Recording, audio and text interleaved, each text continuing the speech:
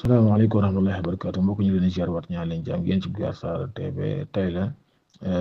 vendredi 21 mars 2025 ñëw ci xibaar yéenekaay yi dañ koy doore ko L'Observateur mi nga xam ne ñëw na di wax ne fële ca fédération bu Sénégal daal lu doy waar moo fa am daal mbirum escroquerie moo fa am daal ñu ne daal président secrétaire général ak le trésorier général ak le trésorier adjoint ñoom ñëpp daal yanoon nañ leen yóbbu fële ca police judiciaire daal liñ leen di toppee rek mooy jaawale seen poste ak poste askan wi daal ñu ne daal ñoom ñëpp daal yanoon nañ leen yóbbu ca police judiciaire daal ñu ne daal fédération bu Sénégal daal lu doy waar moo fa am daal ñu ne daal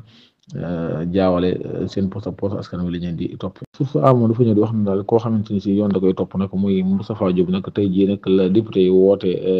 benn plénière boo xamante ne si daal moom tey la ñu xam boo xam dañuy dindi lii di immunité parlementaire wala duñ ko dindi daal tribune moom feele ko ci wér gi daal di wax ne ginnaaw boo xam ne lii di commission ad hoc bi pare nañ ci seenu liggéey daal moom Moustapha Diop daal tey jëlee xam ëllëgam dañuy ñëw ci beneen yéenekaay yi Les Échos moom nag boo ñëwee da nga fay fekk kii di Ousmane Sonko nag mu ne daal war naa delluwaat fële ci assemblée nationale nga xam ne si la question d'actualité moom moo ko fa yóbbu ñu daal 14 questions yoo xam ne si la war nañ ko posé ñu ne daal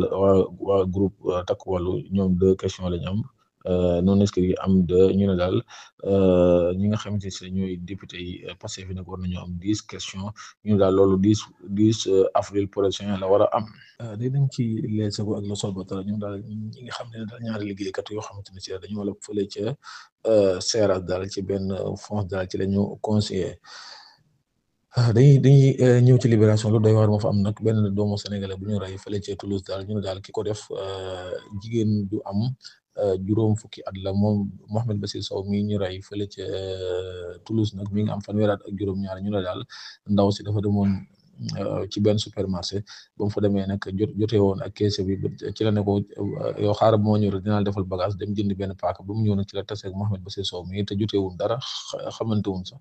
gannaaw ci la jël paaka jëm ko ci bool yi ñu ne ba muy def loolu nag dafa mandi lii daal la ñu xam ne daal ñu ne daal ndaw si nga xam ne moo def loolu nag caabi féete ne ko ginnaaw ndax ibbi na ci benn information judiciaire daal ñu ne daal Mohamed Bassir Sow bi am fukki at ak juróom-ñaar daal ci bool yi lañ ko jàmm moo faatu. bokk ñu ngi leen di jaajëfal dañu ñëw ci yeneen xibaar di Guyaar Saar TV ci kanam dañu leen ñaan ngeen abonné te partage. Asalaamaaleykum.